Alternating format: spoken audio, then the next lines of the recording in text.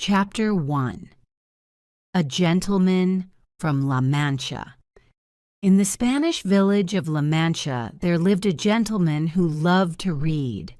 His favorite stories were of knights and their code of chivalry, full of dragons, magic swords, enchanted forests, and damsels in distress. This gentleman was not a wealthy man, but rather a hidalgo. A hidalgo was a landowner who was richer than a peasant, but poorer than a nobleman. His name was Señor Quijano. Señor Quijano lived modestly with his housekeeper and his young niece. He was a tall, thin man in his 50s. He was a strong and healthy man who went hunting every morning. However, he started to read adventure stories all the time. His best friends, the local priest and the village barber, were worried. Their friend suddenly began spending night and day in his chair, reading adventure books through crazed, bloodshot eyes. Soon he started thinking these stories were true. Finally, he went completely crazy. Waking up in his reading chair one morning, Señor Quijano announced, "I'm going to become a knight-errant." "A what?" asked his concerned niece. "A knight-errant is a righter of wrongs, a friend to the unfortunate, a rescuer of fair maidens, and a killer of dragons." "But uncle," she cried, "there are no dragons in Spain. And who are these maidens who need rescuing?" The old man went to the attic of his house and found a rusty old suit of armor. He put the suit on and felt ready for action. In a bold voice, he announced, "Now, to my faithful steed." This steed was really a worn-out nag, but to his delusional eyes, it was a valiant war horse. "I name you Rocinante, Queen of the Hacks, and I will call myself—" He took a moment to think of the perfect name. "Don Quixote. Now I must dedicate my life to a lady." "Do you know a lady?" sobbed the man's niece, frightened by his insane ramblings. "All knights know a lady," the man replied. "When I conquer a giant or capture a villain, I'll parade them in front of her to prove my love and loyalty." Then he remembered stories he had heard of a beautiful peasant girl from the nearby village of El Toboso. Having lost his grip on reality, he decided that she was a lonely princess. "What's her name?"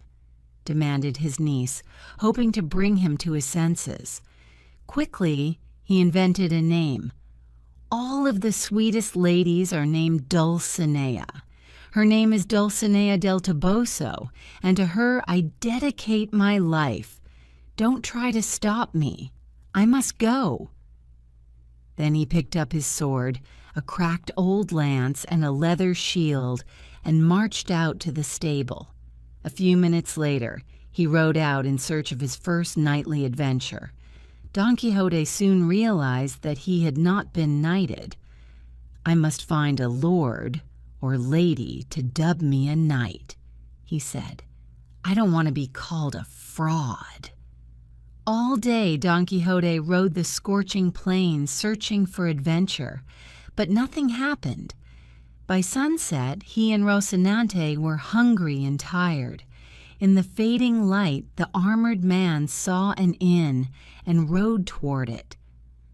"Perhaps we'll find shelter at that castle," he said to his horse. The inn was of the common shabby type found along the highways of Spain.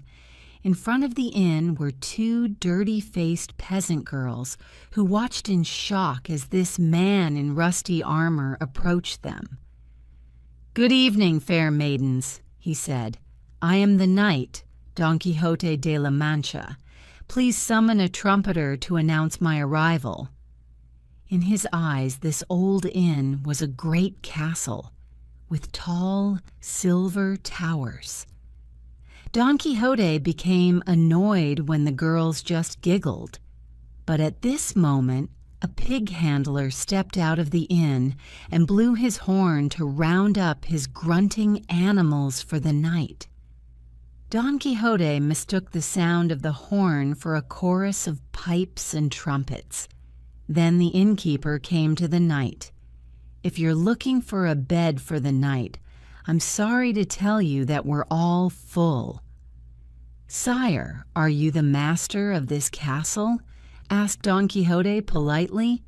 Looking at this man in his rusty armor, the innkeeper realized that he was obviously crazy.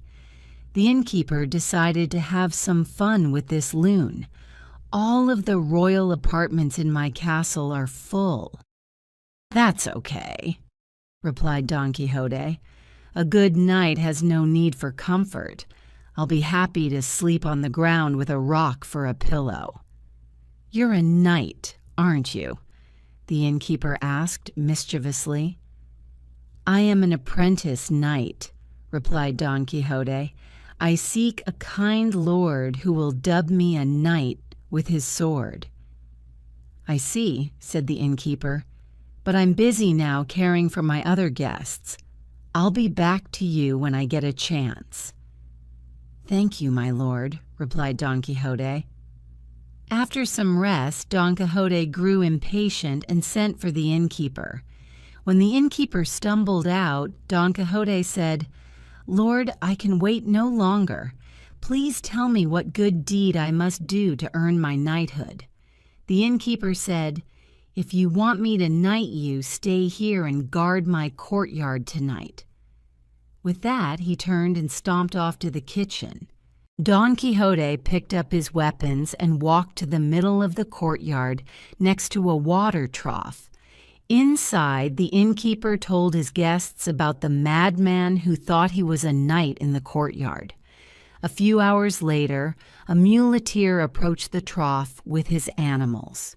"Stand back, foolish knight," shouted Don Quixote. "I will defend this magic well to the death." "But my mules need water," cried the peasant as he pushed past Don Quixote.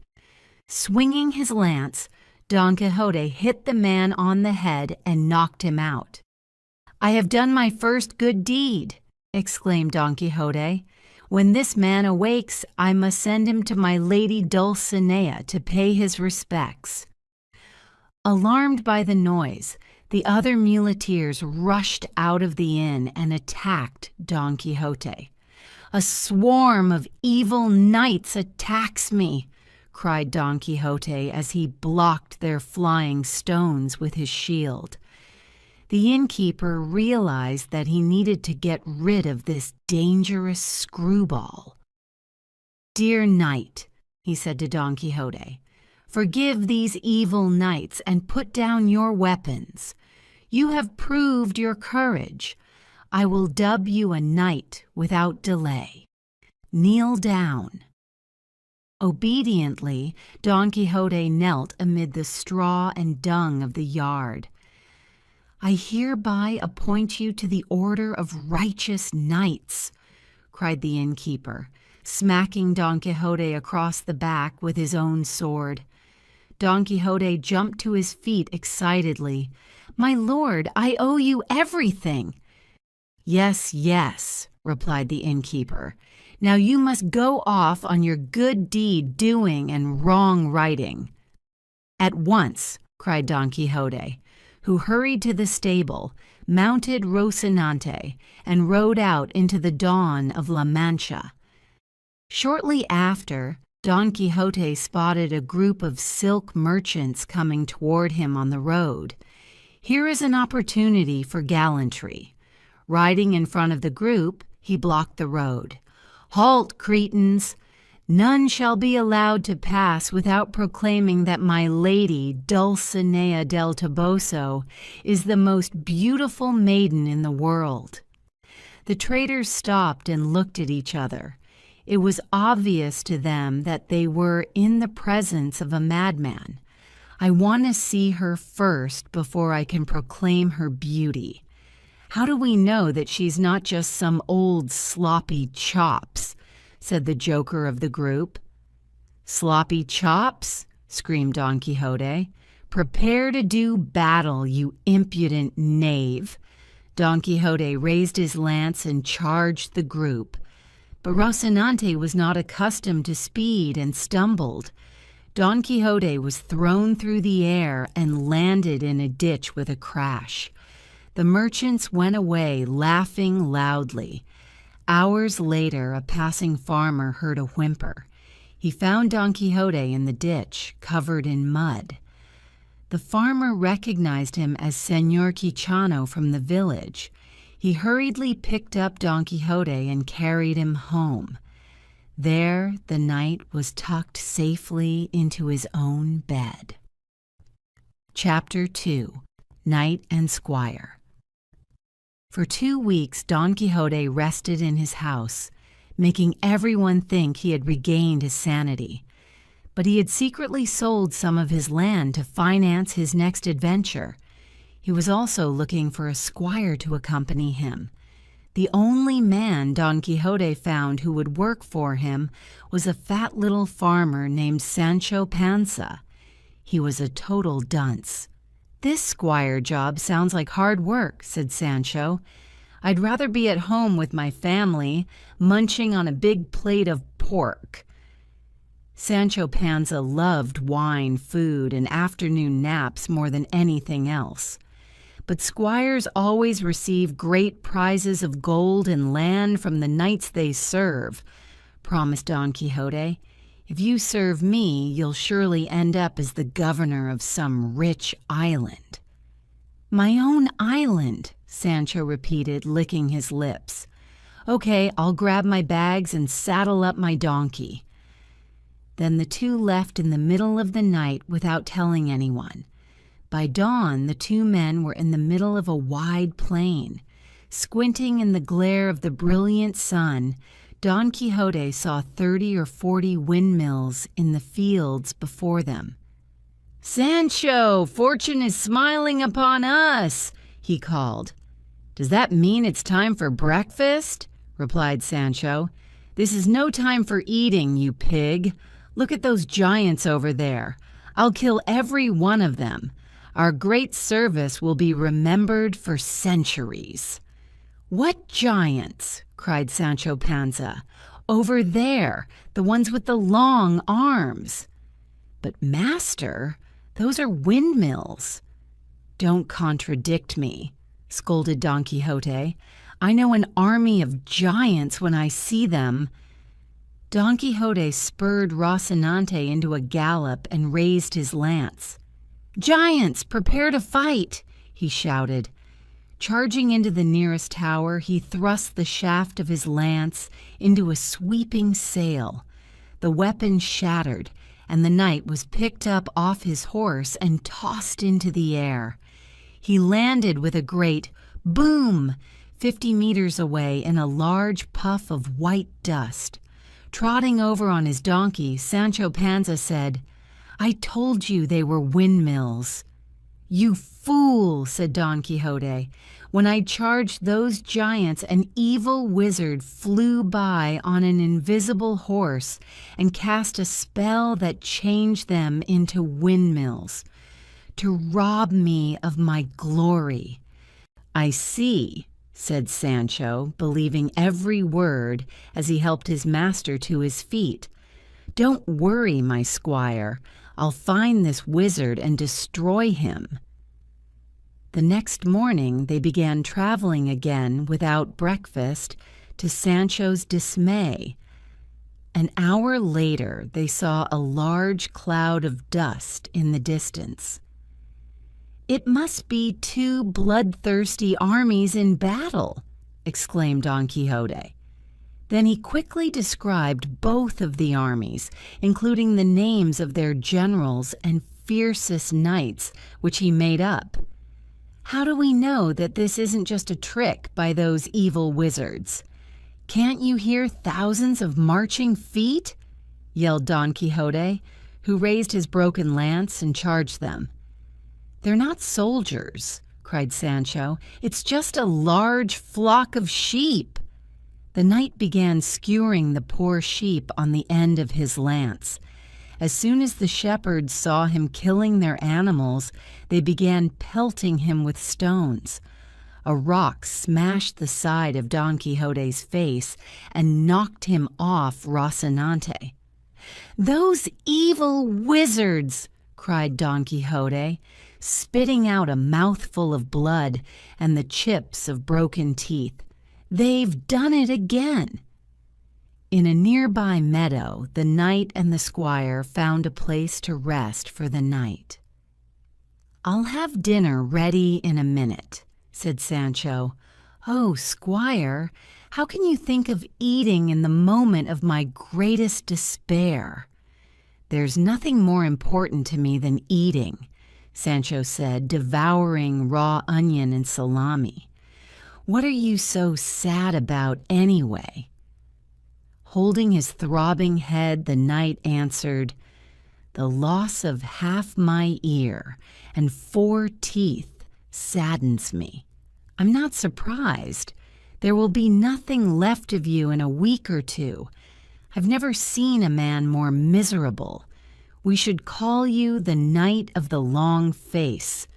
Your chin is almost scraping the ground." "Yes, my squire, that's an excellent name for such an unhappy knight as myself." The two realized that they were thirsty. An hour later, they located a stream in the forest. As the sun began to set, they heard a terrible sound coming from within the depths of the forest. This is an enchanted forest ruled by a terrible ogre.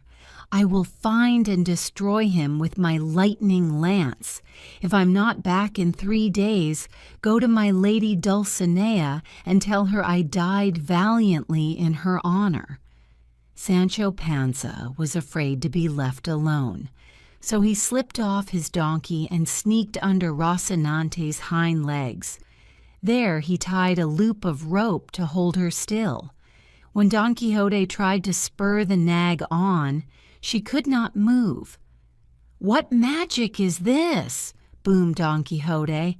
"My steed is held still." "Oh, it must be that evil wizard again," lied Sancho. "Perhaps it would be better to destroy the ogre in the morning." "Yes, I will break this spell in the morning," agreed Don Quixote. The 2 men spent the rest of the night trembling in the forest for fear of the terrible noise coming from down the river.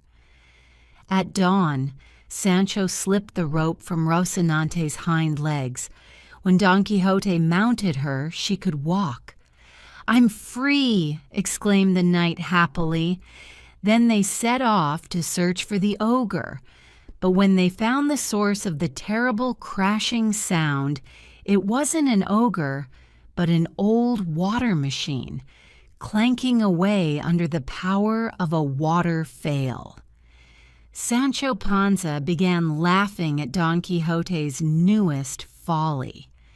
"We just spent the night trembling in fear of this," he laughed. The Knight of the Long Face was even more miserable after this failed adventure. But late that afternoon he saw something that lifted his spirits. "Look, Sancho, do you see that knight riding toward us?" "I see a man on a donkey," replied Sancho. "That knight is Horatio the Brave, and his helmet is the most valuable on earth. I think that's a barber's wash basin on his head. No, it's a solid gold battle helmet. I will challenge him and win it." Don Quixote shouted, "Surrender your helmet, Horatio, or I'll spear you with my lance." "I have no helmet," cried the man. "I'm just a barber. This brass basin is for my work. I put it on my head because it was raining." "Do you expect me to believe that?" scoffed Don Quixote, drawing his sword. Don Quixote snatched the basin from the man and placed it on his head. "The visor is missing, and someone has tried to melt the gold off, but I shall wear it with pride." Sancho tried not to giggle at the sight of Don Quixote with the wash basin on his head. Later they came to a line of 12 men with heavy chains around their necks and hands. 4 soldiers herded them, cursing and lashing them with whips. "Prisoners," said Sancho, "off to row the king's boat." "I don't believe it," said Don Quixote. "These unfortunate men are being held against their will. It is my duty to rescue them." "Master," said Sancho with alarm, "these men are terrible criminals. They must pay for their crimes." "Move aside," commanded one of the soldiers. "These men are vulnerable and needy," said Don Quixote. "As a knight-errant, I offer them protection." "This crazy old fool is out of his mind," laughed the sergeant. "He's got a wash basin on his head." As the other soldiers laughed, Don Quixote smashed the sergeant over the head with his lance and knocked him unconscious. The other soldiers attacked him, but the convicts attacked them faster. One of the convicts stole the keys from the sergeant's pocket and unlocked the other criminals. The convicts overtook the soldiers easily. "My friends," cried Don Quixote, "I have given you freedom. All I ask in return is that you go to the village of El Toboso and testify of my courage to my mistress." "He's as crazy as a coconut," yelled one of the convicts. "Grab him!" The convicts attacked Don Quixote and Sancho Panza and beat them. They robbed their saddlebags and cracked Don Quixote's basin on a rock before running away. Sancho Panza cried, "Now we're going to be in big trouble.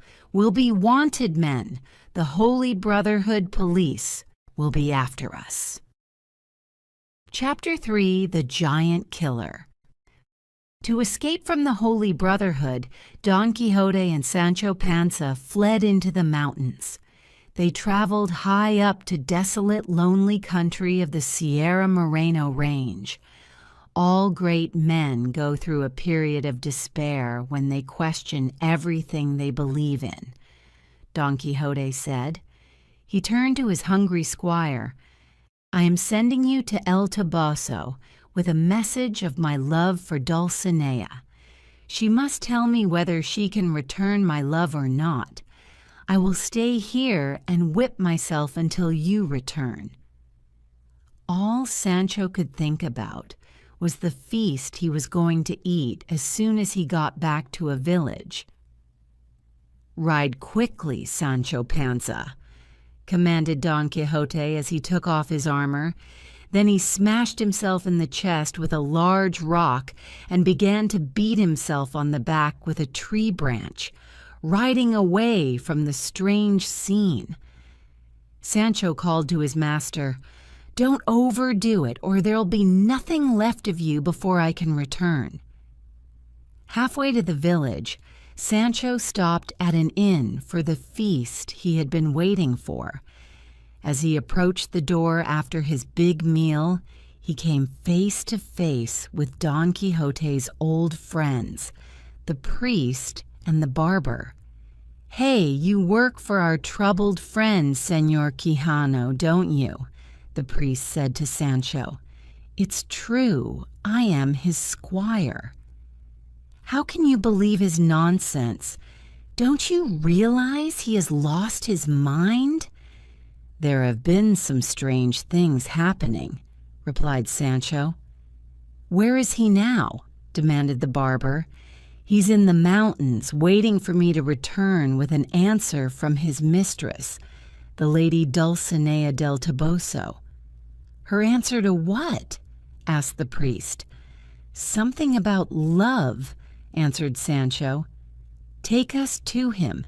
We have to bring him back to the village with us," said the priest.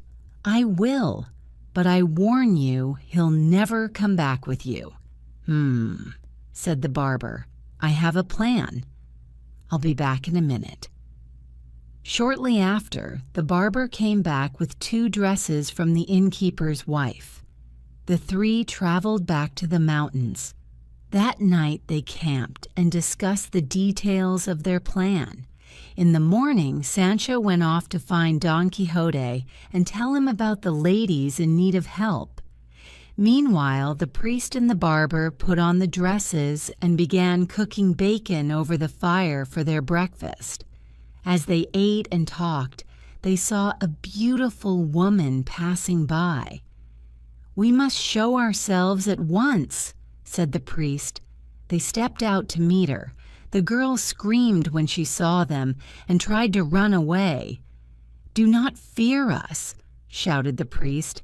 "I am a man of God."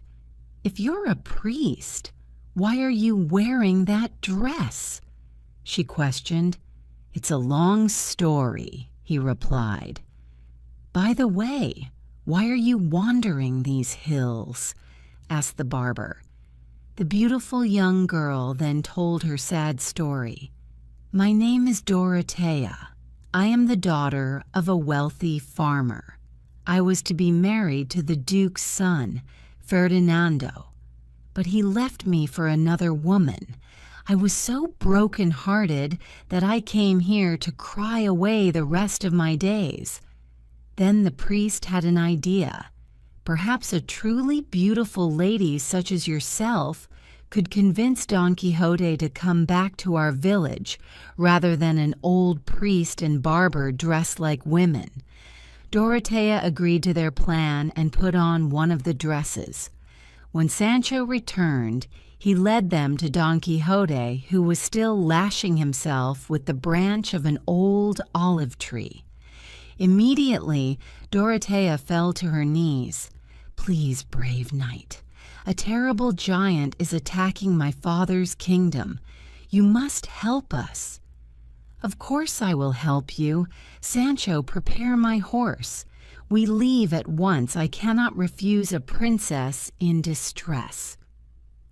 Later, the group arrived at the inn where Sancho had first met the barber and the priest.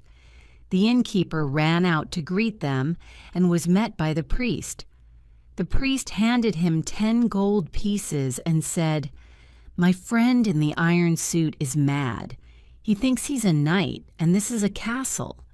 I ask you only to play along for the night and let us stay until morning." "Yes, my wife heard something about a lunatic roaming the valley," said the innkeeper. "I heard the Holy Brotherhood is searching for him. You may stay, but your crazy friend will have to stay in the hayloft where I keep my wine, so he won't bother anyone." The priest and barber agreed.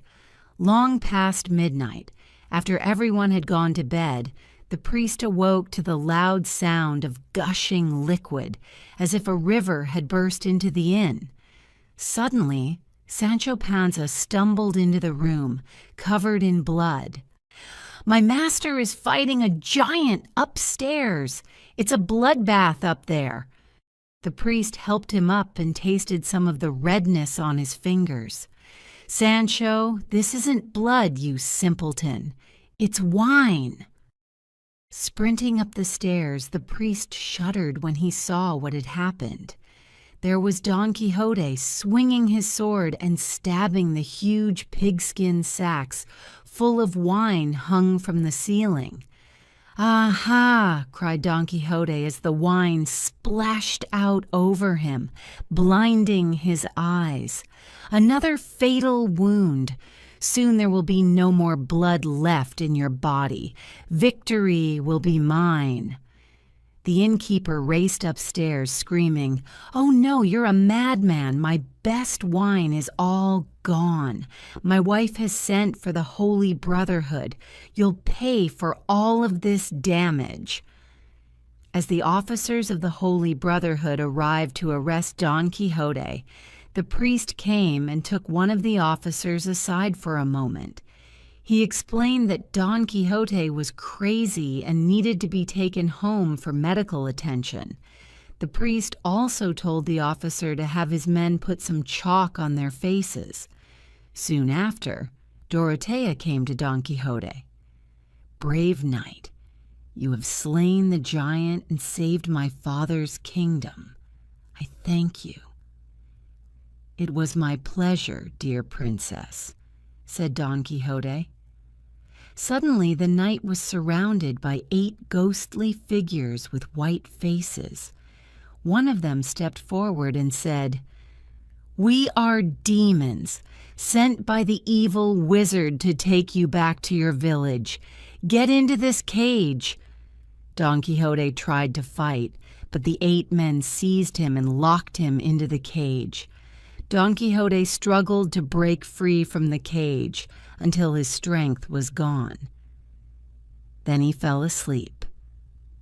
Chapter 4, New Quest.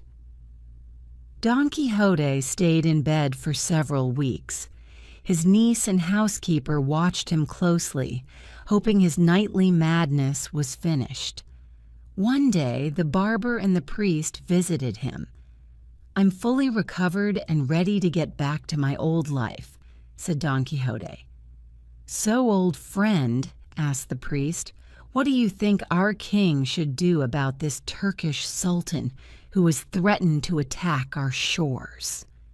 "I would hold a jousting contest to find the bravest knight in all of Spain," said Don Quixote.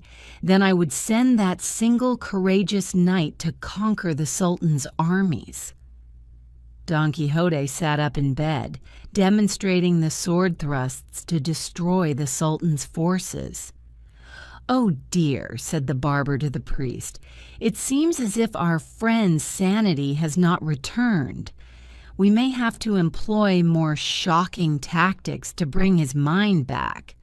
Suddenly Sancho squeezed into the room with a grin on his face and gave the old knight some good news. "Last night I was at a party to welcome back young Carrasco, who has been studying at Salamanca University. Before I could say hello, he told me he had read about all of our adventures," said Sancho. "Somebody wrote a book called Don Quixote, and it's the biggest bestseller in all of Spain.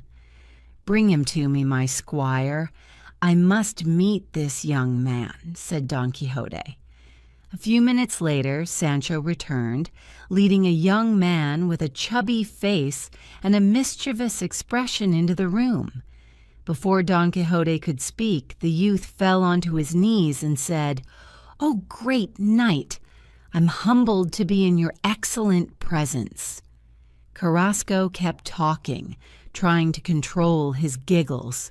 "In all the history of chivalry, no one can find a braver, more extraordinary knight than Don Quixote. The book is beloved by every man and woman in every social class. The author is even talking about writing Part 2. Well then," cried Don Quixote, hopping out of bed, "it's time to get back in the saddle. My public needs me."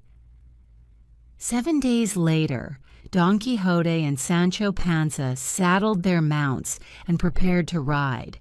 Carrasco was there to wish them farewell. Suddenly the housekeeper and niece burst out of the house and cried, "What's going on here? Where's the priest? He must stop this madness." Carrasco whispered to them, "Don't worry.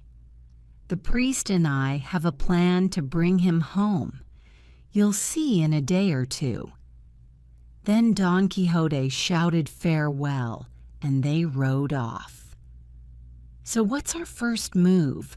asked Sancho after they had been riding for an hour.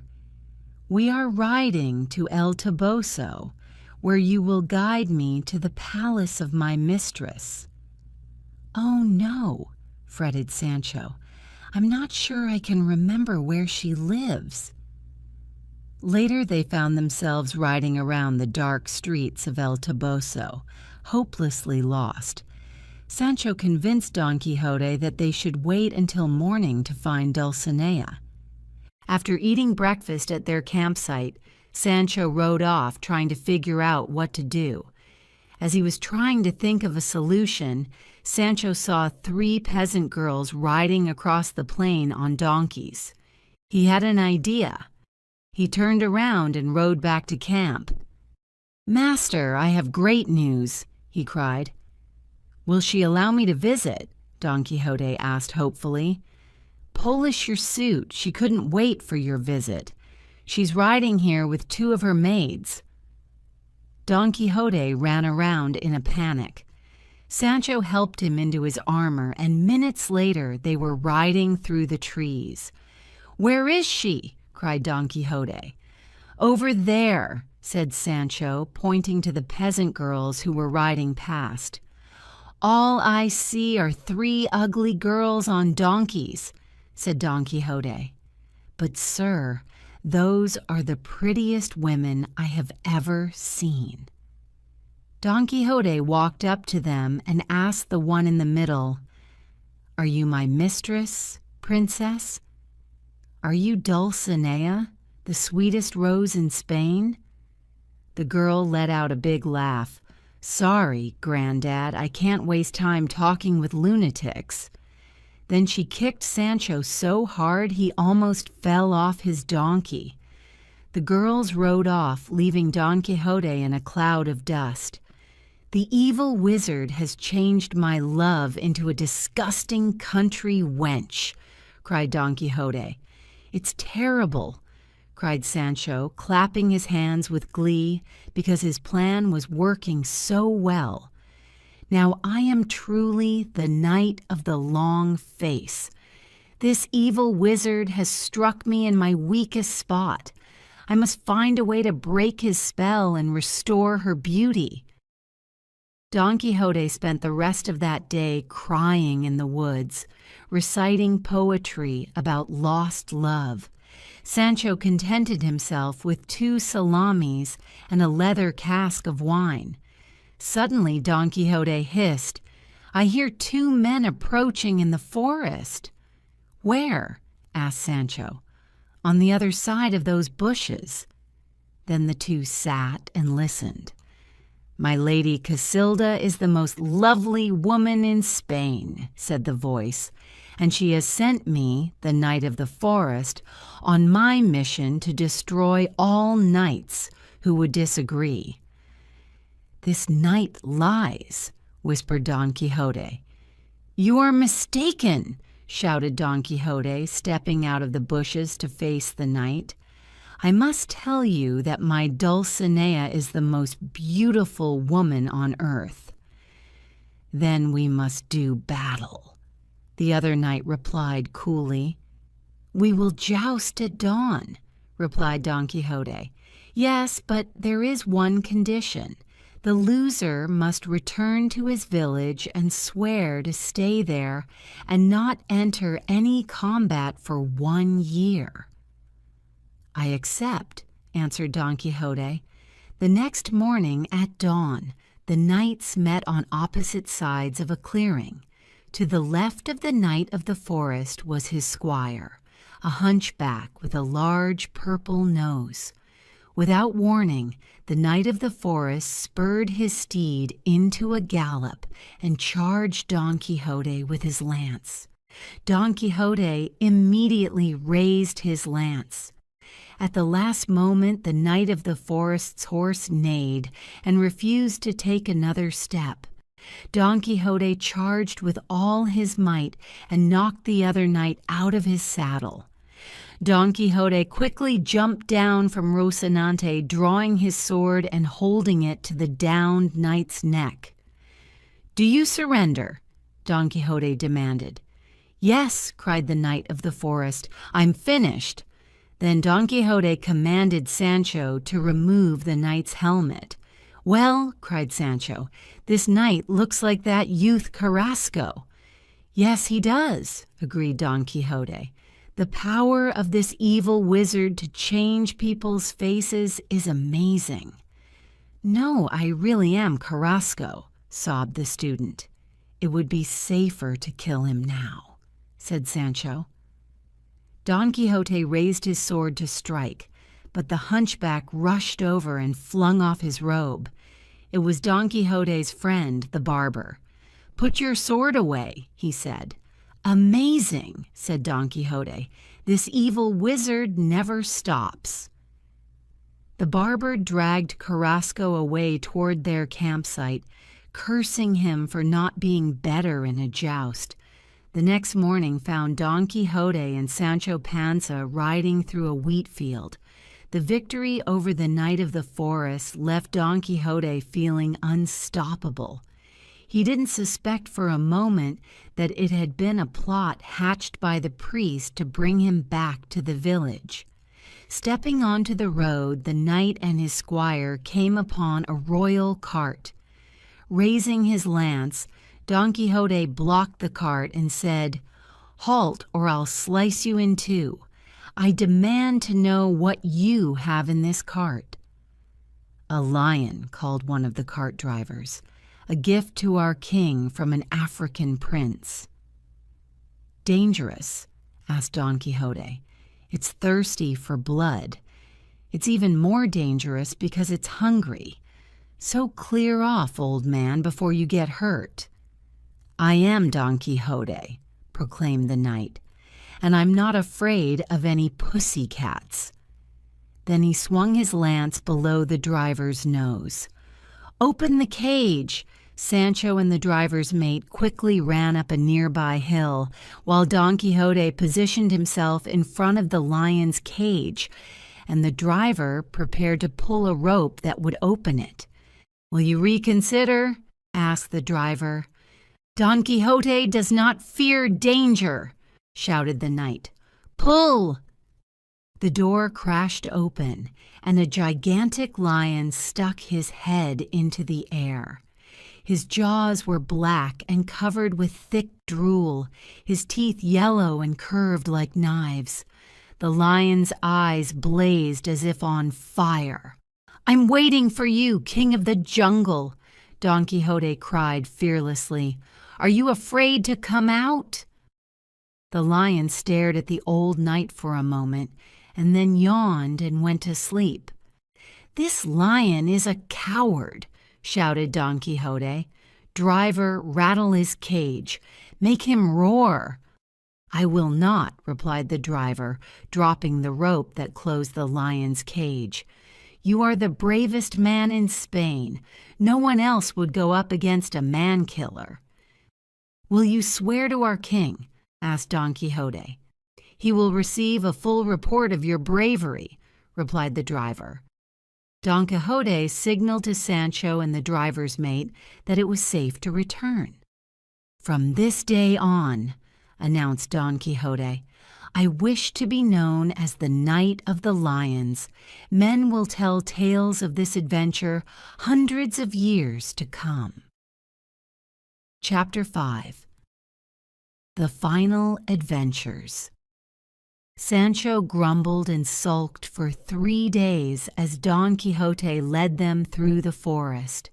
Their food was almost gone, and the squire had to go to sleep hungry under a damp blanket, worrying about wolves and other predators.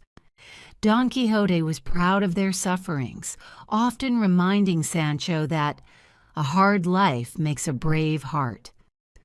On the 4th day at sunset, they came across a group of riders. Among them was a lady dressed in green velvet.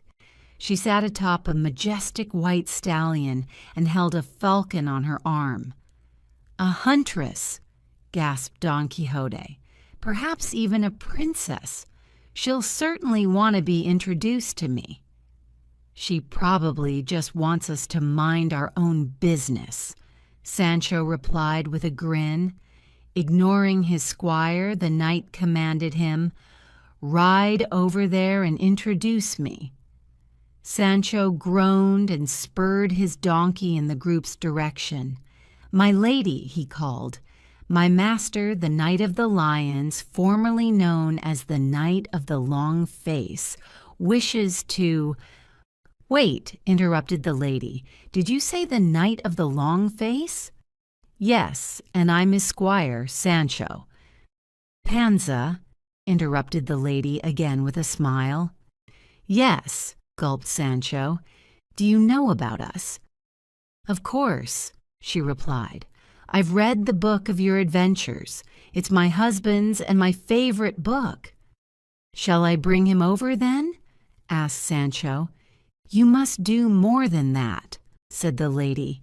"You and your master must come to our nearby castle as distinguished guests of my husband, the Duke." The Duchess giggled when Sancho accepted her invitation. In truth, she and her husband thought the book Don Quixote was the finest comedy ever written. She and her husband were great jokers, and she figured they would be able to have some fun with the crazy knight and his dim-witted sidekick. The group with Don Quixote and Sancho soon crossed a drawbridge and found themselves inside a vast, opulent castle. 2 trumpeters sounded the knight's arrival, and a group of maidens surrounded them, fanning jars of perfume. That night, the knight and his squire ate the best meal of their lives while chatting with their hosts. The Duke and Duchess listened with great interest about all of their recent adventures, but their greatest interest was in hearing news of Dulcinea. When they asked about Dulcinea, the knight replied sadly, "My beautiful lady has been transformed into a vulgar donkey-riding trollop by an evil wizard." "How terrible!" gasped the Duchess, barely able to contain her laughter. The next day, the Duke and Duchess convinced Don Quixote to accompany them on a wild boar hunt in the forest, but they had made secret plans to play a big joke on the knight and his squire. While they were hunting, there was a sudden noise coming through the trees. "My men must have found a boar. It's coming toward us. Beware its tusks," said the Duchess. But when the trees parted, there was no wild boar. Rather, a black stallion came prancing and kicking before them. On its back rode a man covered in twigs, leaves, and ivy. "I am the forest sprite," the strange figure, wearing a green mask with horns on top of his head, shouted. "The demons of the forest have sent me with a message for the knight-errant, Don Quixote de la Mancha." "I am Don Quixote," replied the knight. "To free your lady from their spell," the sprite continued, "you must do 2 things. First of all, your squire must lash himself." "How many times?" screamed Sancho. 3,300 times."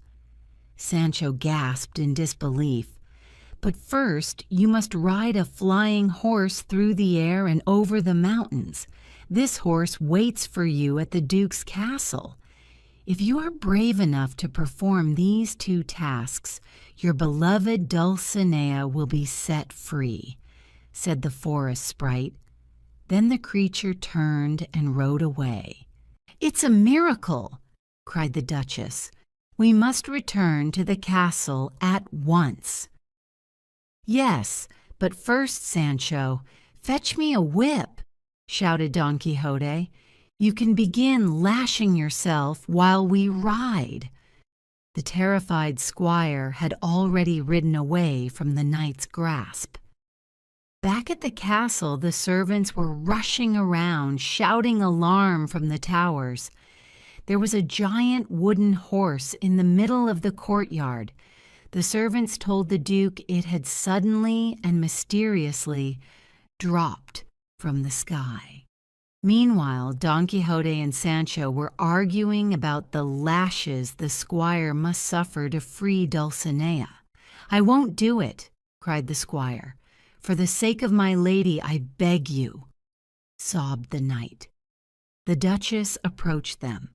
"You two must cease your squabbling," she said, leading them into the courtyard. She was enjoying every moment of this grand practical joke she had planned with her husband. Don Quixote stared up at the wooden horse in amazement. What a creature! It must be 20 feet tall."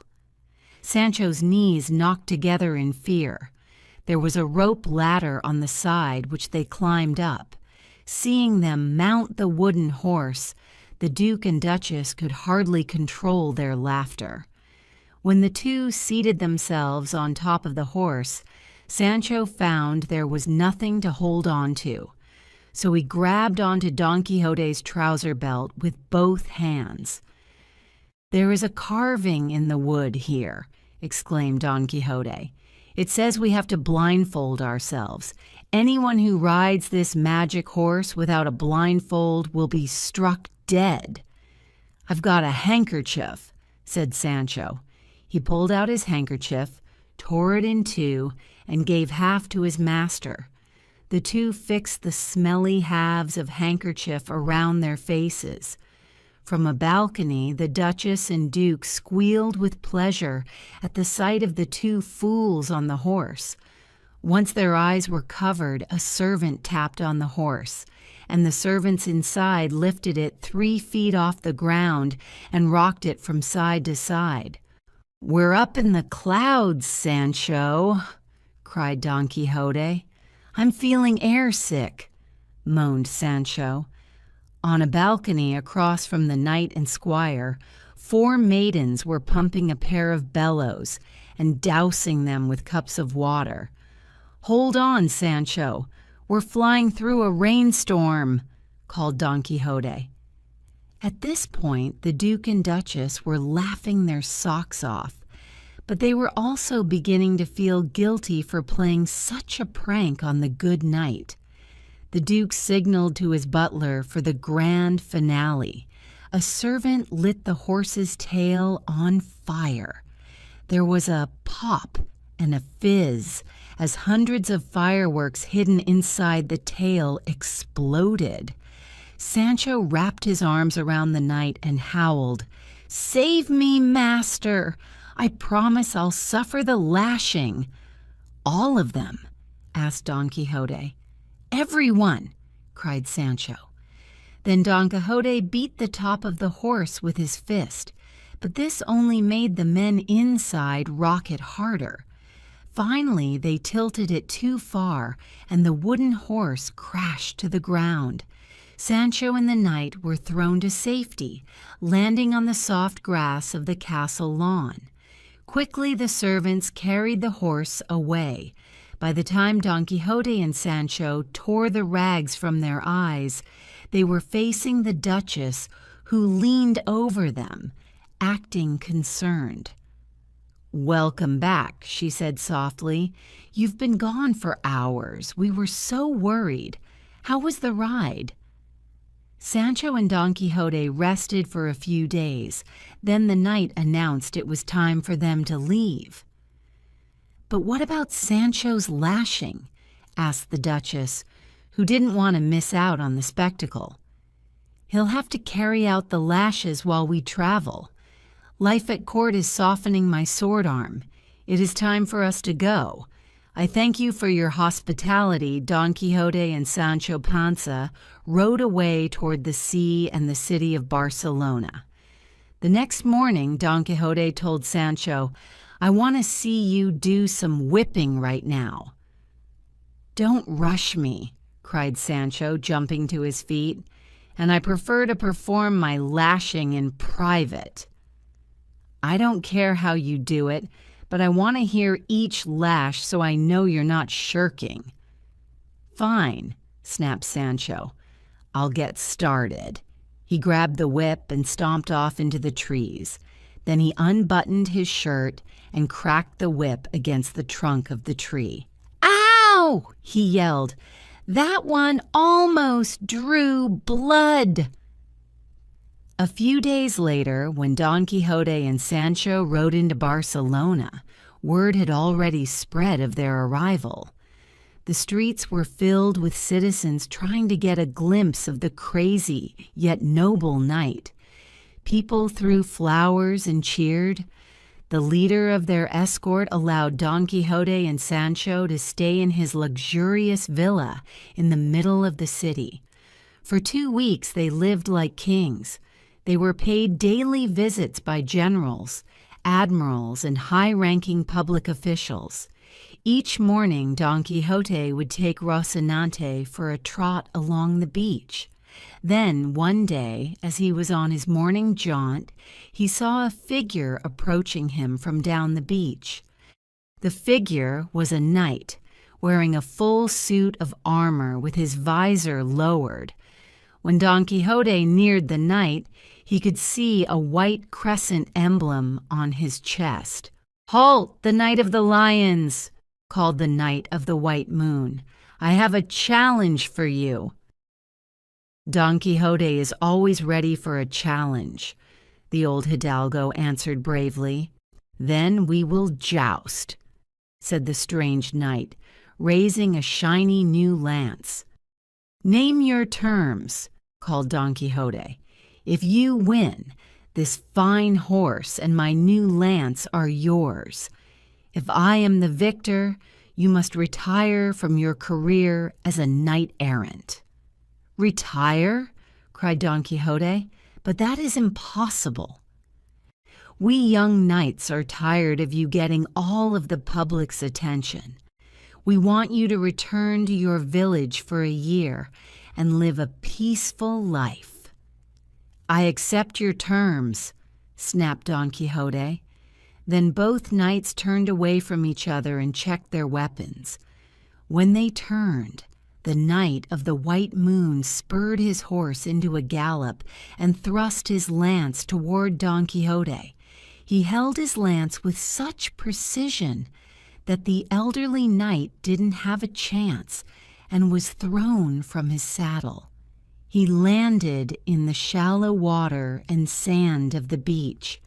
In a flash, the Knight of the White Moon dismounted and pressed his sword to Don Quixote's neck. "You are vanquished. Do you concede?" demanded the Knight of the White Moon. "But it means the end of my life," sobbed Don Quixote. "Without chivalry, I am nothing." "You gave your word," snarled the victor. "I will retire," coughed Don Quixote, "as I promised." The knight's tears of defeat mixed with the salt water of the waves.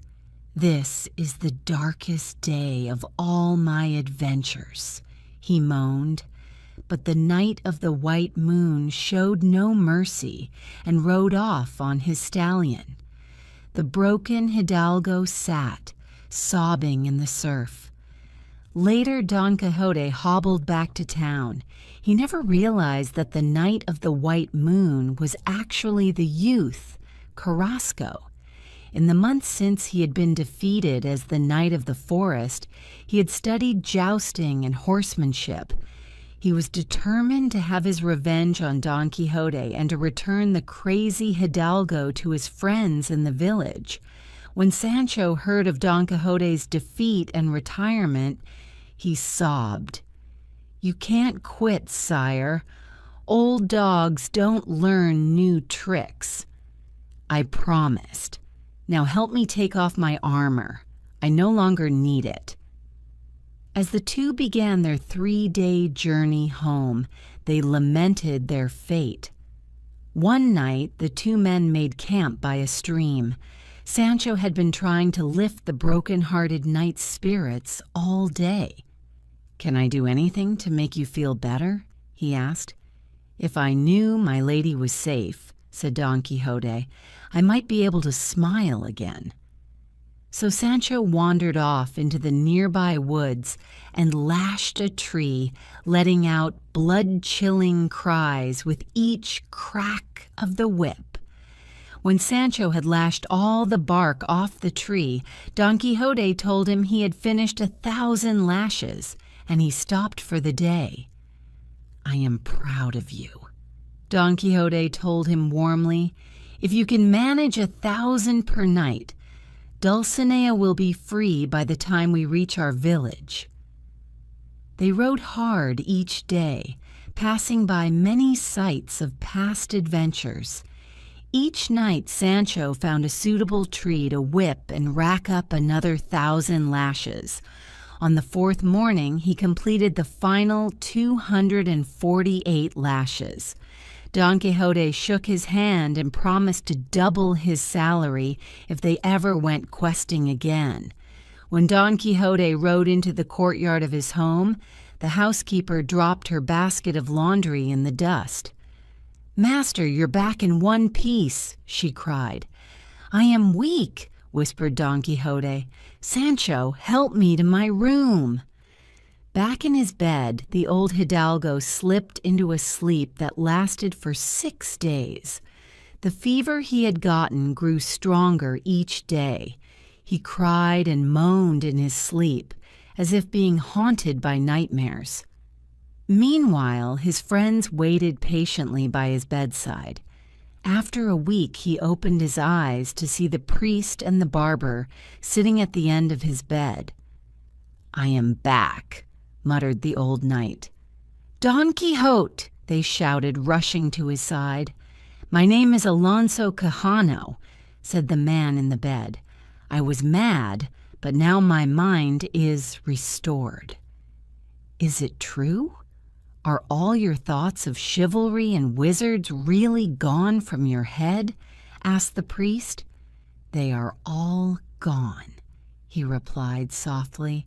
"I am sane enough to know that I am dying." The news that the hidalgo was on his deathbed raced around the village. Sancho came running in from the fields where he had been at work. He was shown into the room and knelt down at his former master's side. "Perhaps you were a little crazy," Sancho sobbed, "but if you were still a knight, you would not die." "Your friend who was a knight," replied the hidalgo, "is no longer here. You must forget him." "I cannot," sobbed the squire. Sancho tried to convince his old friend not to give up the ghost, but the old hidalgo was overcome with fever. Sancho waited at his bedside for 3 days until finally the old knight slipped away. This was the end of the brave knight, Don Quixote de la Mancha. In his madness, he accomplished feats that ordinary men can only dream of. The stories of his amazing adventures have been told for more than 400 years. Rest in peace, noble Don Quixote. May the questing be grand and the adventures bring you glory.